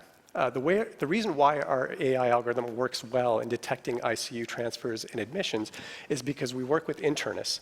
And they actually, it's kind of like giving an 8-year-old a pair of scissors and saying, go run and cut some paper. Now, I don't want an 8-year-old running around in the crowd with a pair of scissors. The alternative is to say, I'm going to give you a teacher who's going to teach you how to cut. You're going to learn. And when you get a little bit good at it, then I'm going to let you cut paper by yourself. So our approach is the latter. And what we're finding is you need less data to do that. So we're doing a natural language processing project, for example, that would normally require thousands and thousands of charts. We're able to do work with similar precision with only hundreds because it's guided by clinicians. And that's the advantage we have. How far along are you in this project? So we have several tools that are ready to go. Other tools that we're working on. We have about 14 projects that we're working on now. We have a time series forecasting tool, for example, the thing that I had mentioned about the forecasting patient volumes. We actually have built a user interface, actually. You don't need to know how to code. It's point and click. You upload your data, and it will forecast for you. In less than 60 seconds, you will have forecasts. That we're actually using, we're going to be transferring that to at least 1 or 2 hospitals within the next few months. Our natural language processing tool, we're almost done, and our AI algorithm should be done Q1, at the latest Q2 next year, but Q1. Terrific. Thank you. It's a great presentation. Thank you. Any other questions? Okay, great. Well, thank you. Thank you. Your final team tonight, Team 8, is Dr. Ketan Shankardas, and his project is called Stresscapes.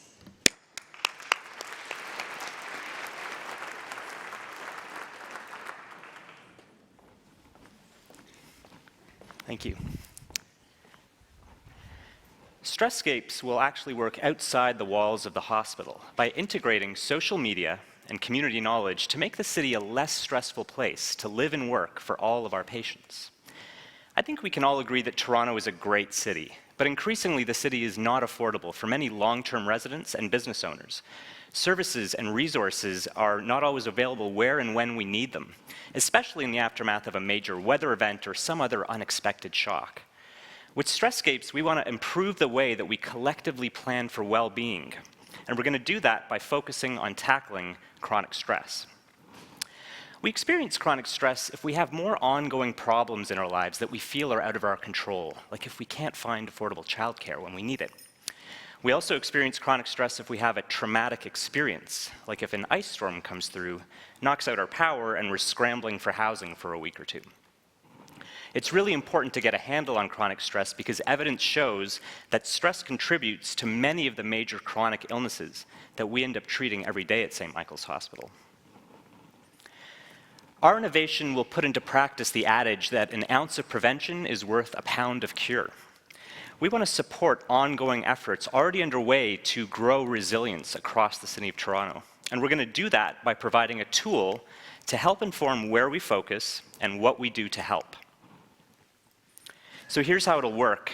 In year one, we're going to use industry-leading software that we've already developed to rate the levels of stress and resilience in the millions of tweets produced around the City of Toronto every year. This is something called sentiment analysis, and it's typically used in market research. And one of our innovations is actually to start applying this to city planning. This will help us accurately map stress and resilience as it changes over time across the city, and it'll help us to target in on certain communities where stress is consistently high and resilience is lagging. Then we'll go into communities and start to help build resilience by engaging people who live and work in these areas and ask them to identify their local problems and suggest useful solutions. And we'll take that community knowledge to a table of stakeholders interested in helping, and we'll see what we can do in the short term and the long term for those communities. Also, if one of those unexpected shocks hits the city during our follow-up period, we'll make sure to monitor the tweets afterwards to see if people are bouncing back over time, and if not, find out what could help. We actually tested whether something like this could work by looking at tweets produced before, during, and after the 2015 terrorist attacks in Paris. And indeed, when we followed the emotions, we were able to identify the time and location of the attacks. So we think Stresscapes could help St. Michael's follow up more the next time something like this happens in the city. So at Stresscapes, we want to provide real-time data to help integrate social, health, and urban planning in the City of Toronto, to create less stressful places for our children to grow up. And the nice thing about this for me is that by focusing on prevention, we create a future where fewer of those kids have to come see us at St. Mike's. So with $100,000, we could finish pilot testing the different elements of this project, build that local team of stakeholders interested in following along and receiving that community knowledge, and then implement an 18-month study in the city using Stresscapes. Then we'll have a bit of time to consider whether it was worth doing. Should we continue sustaining this as a planning tool in the city, maybe with some modifications? And then we can think about scaling this up to urban centers all over the world. So thank you for sitting through all 8 of them and paying attention to me, and I'm happy to take some questions. So what do we do with the bike lanes in the downtown area? They create a lot of stress for people. Yeah, so, well, maybe we'll see that. So how do we deal with that? Is this a tool for politicians as much as it is for hospitals? That's a really great question. When we thought about what this might look like, I thought this could be really dangerous in a sense, because when you start to create this data publicly, all of a sudden people get to see where people are maybe not having such a good time in the city in real time. And I think it will have real political implications. To be honest, I would love it if it became a topic of political discussion about how can we improve resilience in communities that really need it. Maybe I'm not getting it, but I'm trying to understand how you're going to measure. Right now, you've got two opposites, and what I'm understanding you're going to do is you're going to assume that if stress is very high, it's because resilience is low. No, not necessarily. So stress is when you have a demand that you can't Oh, cope I know with. what stress is. My concern isn't the stress part. And this is, and it's going to sound redundant after October 17. One of my biggest opposition to legalizing marijuana was self-medication for people with anxiety. Okay. In my mind, I said it's all over. And the first 18-year-old kid who's anxious, he's going to go smoke some pot, and he's going to be great. He's going to, and the problem is he's not going to build any resilience to stress, to whatever the future leads, okay? Sure. My big problem is I can determine stress. I can actually test it almost on a medical basis. I can plug me to a machine, and my heart rate's up, and my sweat glands are going crazy, and so forth. Right, and so forth. But how are you going to monitor resilience? I mean, you don't even know. I mean, and I don't want to sound negative, but it's just resilience is so personal, right? I mean, So maybe I could tell you a little bit about how we create our sentiment analysis tool. So we actually have the lead researcher, Susan Elian. She's an English doctorate who focuses on, well, what is resilience and how do human beings express resilience? And she builds dictionaries of words and phrases, and it's kind of Boolean logic, this word but not with this word. And she's been doing this over time. And for example, we develop an ontology, a way to measure resilience, and we test it, and say we find that it's working well to indicate in males, but it's not picking up tweets by females who are resilient. We've done studies to sort of see who's stressful and is the ontology picking up their stress. She'll then go onto a message board, say, for women who are pregnant, because this is a situation where women are stressed out. And what kind of language are they using to express stress and resilience? And then she'll build that into the ontology. So over time, we figured out pretty accurately how to detect stress and resilience in language. Because resilience, I think the New Dragon made a very good point. Yeah. And I'll just take it back to something very simple for me. I'm 54, I turned 55 December 17th. And peanut butter was something that is a big issue for schools, right? Is resilience. When I grew up, my dad spoke 5 languages. Unfortunately, one wasn't English, so I grew up as an immigrant kid and go there with a liverwurst sandwich. You could not trade that with anything. But peanut butter was not an issue. I wish I had peanut butter, man. I wish I had peanut butter. But now you can't bring peanut butter to school. Yeah. Is that resilience or is that adaptation? Yeah, so resilience is something you could think about in terms Very of your simple. I know I'm psychology. smart. You can think about resilience psychologically. You could think about it immunologically as well, whether or not you've developed an immune system that could be resilient to certain things. We developed that. If you take We're talking about the psychological resilience, so just to let you know, yeah. Okay, my bad again. But still, I don't want, and I don't want it to seem like I'm picking on you, but Yeah. you know, you mentioned tweets, and I'm sitting here and I'm thinking, okay, well, I have 17,000 followers. That doesn't make me a great, you know, member of the tweet community, but I do have 1.1 million Instagram. So why aren't we talking to those people? Mhm. And then That's a great what's the question. demographic breakdown of tweeters, and what's the, you know, so my concern, my only worry about your project is it's easy to say we're going to measure stress because actually it's quantifiable. I think most doctors would say I can actually test if you're stressful or not, or you know. But resilience, Very difficult. I mean, you Everyone's you different. can It you is don't even difficult, but yeah. they did develop this, like, I mean, to be able to look at language and look at how that's trending, that's actually pretty cool and very No, complicated but to do. my problem with resilience. Yeah. My problem with resilience is that for you to be able to measure resilience, you actually have to be able to measure what I'm going through. And then you can determine how much resilience I have. In other words, if I fly private and I'm in LA and I don't have to worry about money, my resilience level may seem it's really high. The truth is my stress level is so low, I don't need resilience to anything. You see what I'm trying to say? So it's just, But that's I'll give you a compliment. From Vincenzo here, the fact that he's saying this to you is someone that actually is a true dragon, because most people, I apologize to everyone here for some of the things I'm smooth as a stucco bathtub.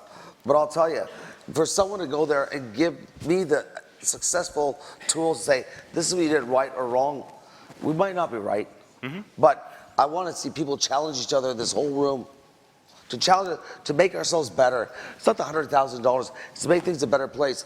I commend this man right here. Yeah.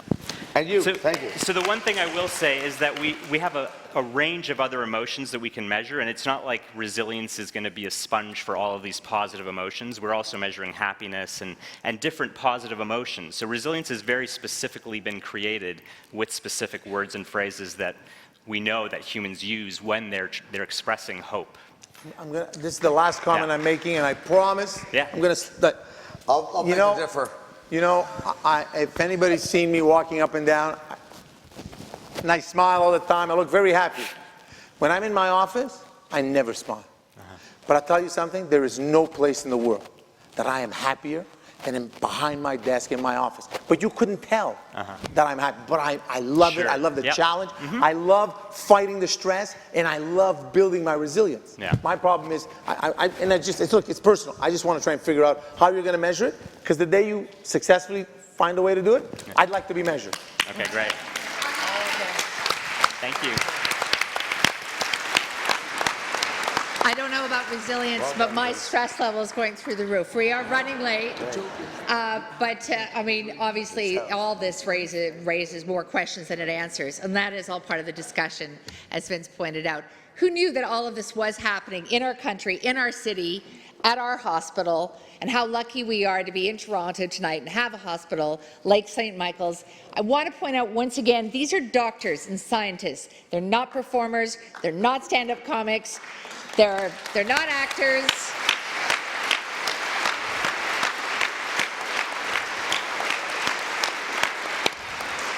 They have a way with kittens, I've noticed, but they are just remarkable people, and these were fantastic questions. We all have a lot to think about, but judges and jury, you have a job to do, and it's a tough one. You know, these guys are like, I'm out of practice. Well, what you have to do right now is make a decision. We're going to give you a little time to vote, and a reminder to the audience once again, if you're inspired by what you saw on stage tonight, and how can you not be, and would like to support St. Michael's Hospital as a world-class research facility, pull out your phones, text ANGEL to 647-490-0732, or go directly to donate.angelsden.ca. All right, audience, it's your turn to vote. We're only going to give you a minute. You have 1 minute to select the team that you liked best, and ultimately the real question to ask yourselves is, what would you invest your own money in? What of all the proposals tonight reached you and inspire you to put your hands into your hopefully deep pockets and either donate or support by your vote? The team that receives the most audience votes will win the $50,000 People's Choice Award. It's simple. You vote for your favorite team with your clickers. The 8 teams are on the screen behind me. If you like Team 1, you push number 1. If you like Team 8, you push number 8. If you make a mistake, just punch your choice in again. The clicker will accept the last number that you choose. The clicker doesn't light up, but don't worry, your vote is being counted. So, please cast your vote now.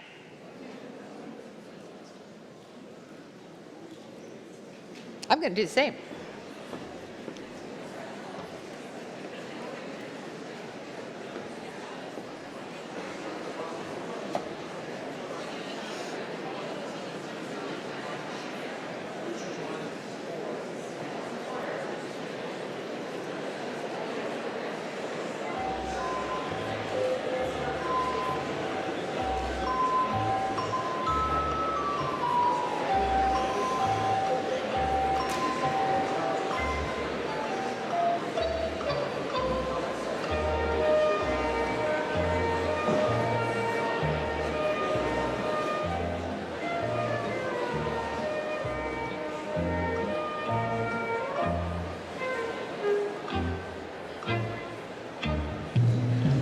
All right. The polls are closed, and before we announce the awards tonight, we have one more surprise for you. We've dubbed it Dialogue in the Den, and this year's speaker is Dr. Nav Persad. Dr. Persad is a world-leading scientist at St. Michael's Centre for Urban Health Solutions, a doctor in the Department of Family and Community Medicine, and a recipient of Canada's Top 40 Under 40 Award. While at med school at U of T, at the University of Toronto, Dr. Persad took a break to took a break to earn degrees in neuroscience, psychology, and philosophy at Oxford. And he's been at St. Mike's ever since, making headlines and applying scientific evidence to influence national policy so all Canadians can receive the health care that they need regardless of their financial situation. Ladies and gentlemen, St. Michael's very own Dr. Nav Persaud.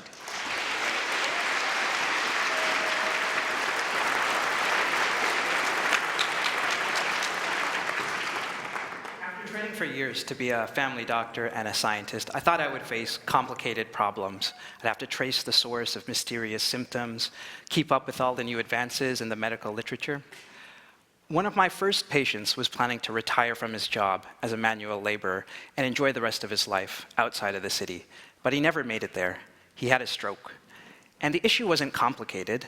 There are effective treatments for high blood pressure, and he couldn't afford to take them. Allison, Dale, Olivia, and David are all real patients. These are not stock photos. These are not actors. Each of them has not been able to afford a highly effective medication. And they have also had the courage to share their stories. The stories include having to choose between paying for medications and buying food for their families, not being able to work because of symptoms of asthma, and puffers being out of reach because of the cost. Having to worry not just about whether or not a cancer will come back, but also about whether or not the treatments will be affordable. Canada is the only high-income country in the world where healthcare services, like seeing a doctor, having the arteries in your heart unclogged, going to an emergency room, having an operation, those are all publicly funded, but medications are not. Factory workers and taxi drivers generally don't have private insurance, so they don't have any insurance.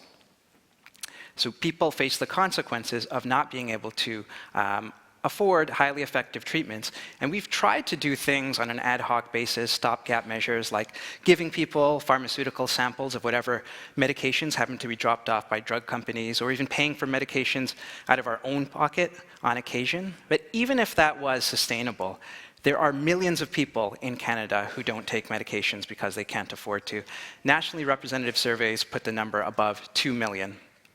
So what we decided to do was a study that could help improve the care of our patients, but also inform a public policy change that could help everyone in Canada. So we're providing people with free access to essential medications and measuring the impact on medication taking habits, on health outcomes, and on the cost. It seemed like an improbable study when we conceived of it, and people raised a number of problems with it. First of all, the cost of providing medications to people in the long term, the practicalities of sending people the medications. And there were a few of my mentors, in fact, who asked me if I really wanted to start my career with a project that was doomed to fail.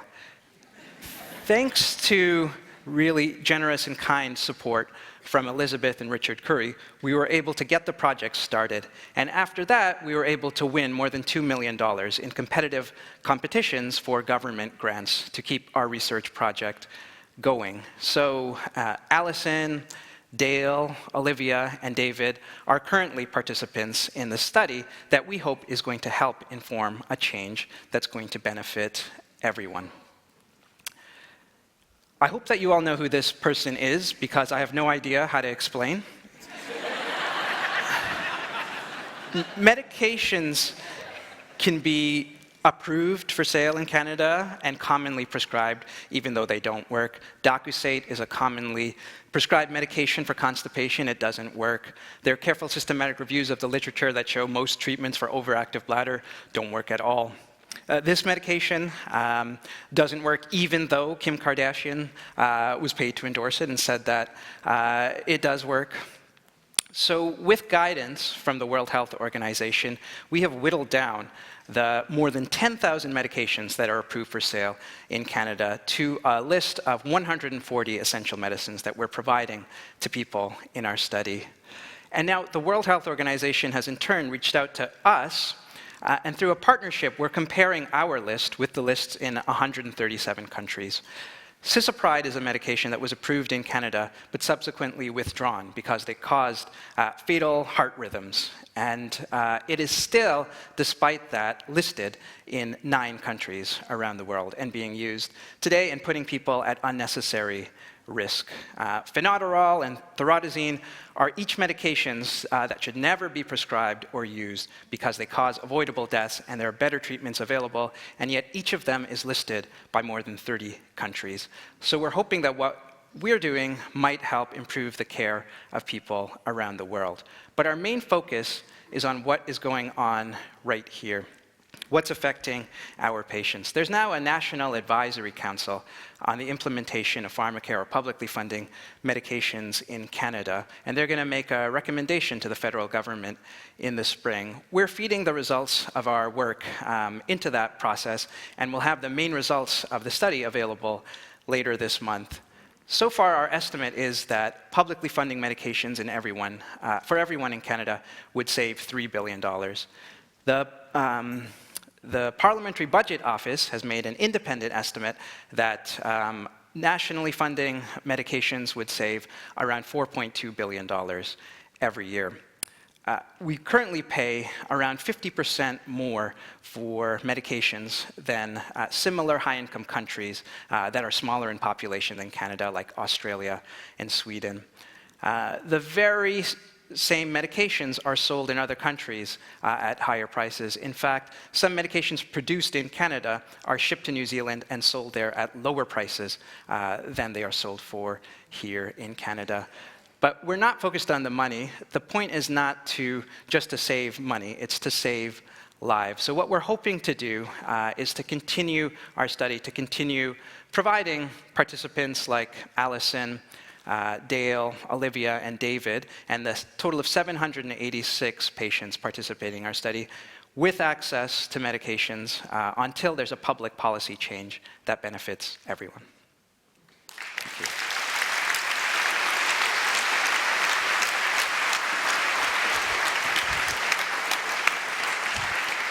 Thank you, Dr. Parisot. Wow.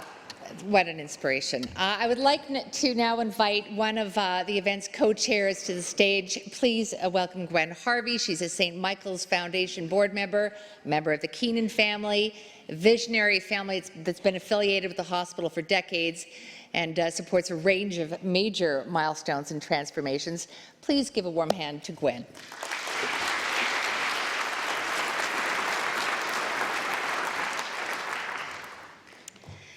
Whether we realize it or not, research reaches out and touches all of us. It touches our families and our friends. And research has made it possible for babies who have been born sick and fragile to live long and healthy lives. It's also made it possible for those people with once fatal heart conditions to walk out of the hospital within days. And research will make it possible to stop MS in its tracks and to stem the opioid crisis. Medical research really matters, and that's why Angel's Den is so important. But why limit gathering together for one night in the year to come together and vote and support these projects? At last year's Angel's Den, we threw out an idea. Let's form a group to seek out and fund other exceptional projects at the hospital. And so 15 investors joined together and did just that. And we call it the Research Innovation Council. The members go behind the scenes to see what new ideas are incubating. They immerse themselves in groundbreaking research, and then together come together to fund and support a recommended project. A big thank you to our first Innovation Council. They did a fantastic job this year in helping to build us into a group and pull together a program. And the council is now ready to expand and include more investors, which means that there will be more opportunity to take a great idea and to move it into a life-changing improvement. Medical research is one of the highest impact investments that you can make. The multiplier effect begins with the very first injection of funding, and that's really the true thrill of tonight. The prizes awarded here at Angel's Den provide a gateway into the future allowing an innovative idea the chance to be nurtured and then also to lift off the ground. It then becomes a call to action to the wider scientific community to jump on board, join in, and solve the problem.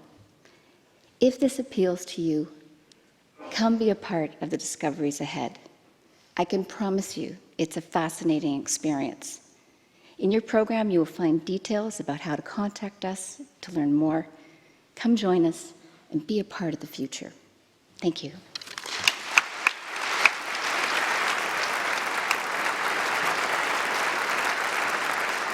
Thank you, Gwen. Now, before we announce our winners, let's get all our competitors back on stage. Competitors?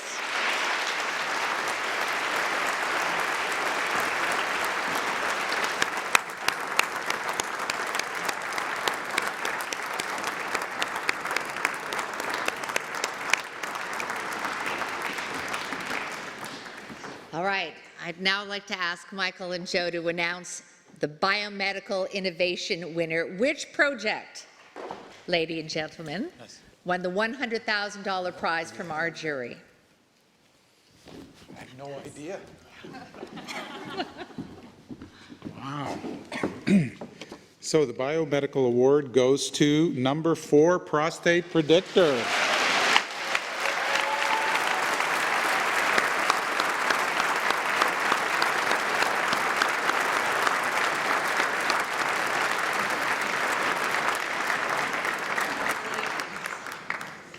Congratulations, this is a wonderful presentation.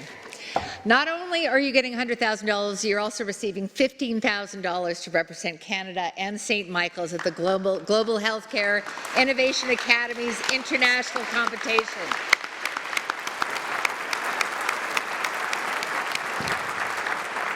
All right, Joe, yes. Could you please let us know which social innovation team will be receiving $100,000? Faith. Congratulations. Nice to see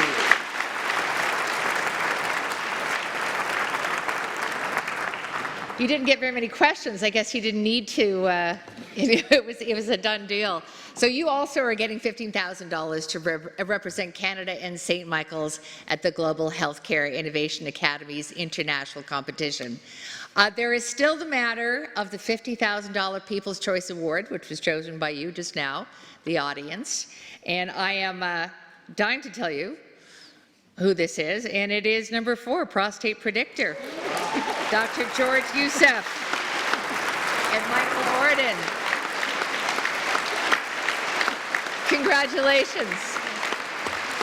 It wasn't easy to boil down complex health and science in a way that we lay people can understand. In fact, no project deserves to go unfunded, which is why we have one last surprise. The 6 teams who did not claim top prize will still receive $25,000 each to support their research.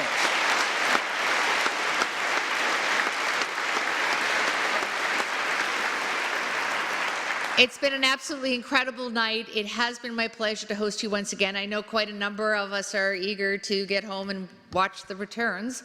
But before we do, for a final word, I would love to invite Melissa Martin to the stage. She's a longtime St. Michael's Foundation board member, an Angels Den co-chair, and an angel herself. Please welcome Melissa Martin.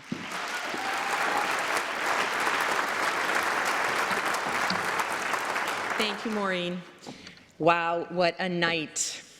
Congratulations to all of our scientists. Honestly, your work is the reason that we all can live better, longer, and healthier lives. This has been incredible. Like you, I am in complete awe of the determination of the research teams and all of their capabilities. Honestly, it's truly inspiring. Thank you.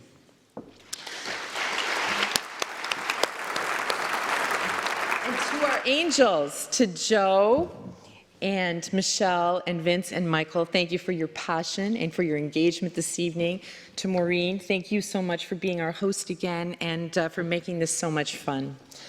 Our goal tonight has been to pull back the curtain, to take something that's all around us that can be intangible and difficult to understand, which is medical research, and we want to demystify it. Tonight, you witnessed only 11 of our St. Michael's All-Star researchers, but there are hundreds more who work day after day, test after test, and publish paper after paper. But they can only go as far as their funding takes them. And believe me, early stage funding is really hard to come by because, as you've heard, competition for research dollars is fierce. This means some of the most promising ideas stay in the lab. You can't get money until you have preliminary results, and you can't get results without an initial investment.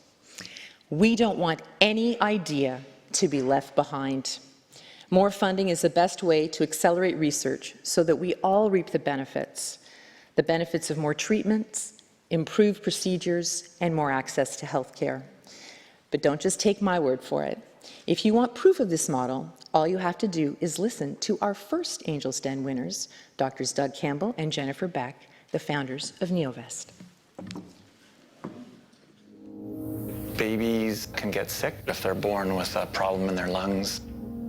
Our current way of helping babies is to put a tube down their throat. They have a lot of damage to their face. They have problems bonding with their families. It's almost a desperate state that the baby's in. NeoVest is a new way of helping babies breathe.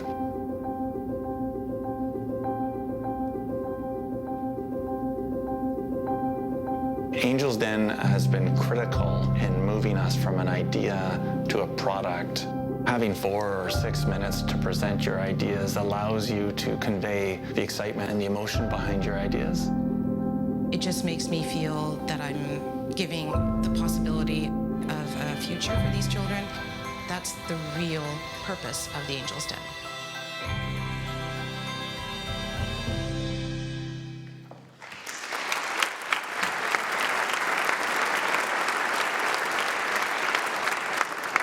And that's why we launched Angel's Den. If you note that tonight Dr. Campbell is here again because the innovation doesn't stop and they keep working tirelessly even though they're getting so many interesting ideas all the time.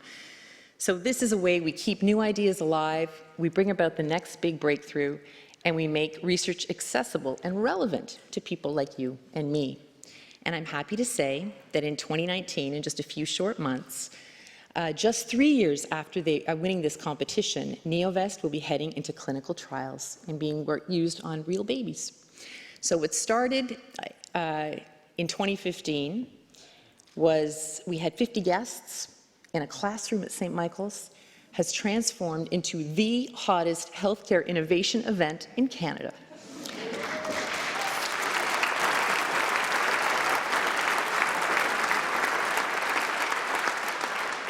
Here we are at Kerner Hall with nearly 800 of you here in the house and so many more watching around the world. I told my children they had to watch. It is truly humbling. I know that I'm standing between you and the bar, so I want to make this quick. If you'd like to meet the researchers, you are in luck. They will be out in the reception hall where we have drinks and hors d'oeuvres for all of you. We can't wait to see you at the 5th annual Angel's Den, which will be next November, where 8 new teams will battle it out. We hope you'll join us for another night of entertainment and inspiration to ensure that no ideas are left behind and that the breakthroughs continue. Thank you so much for your support. Good night.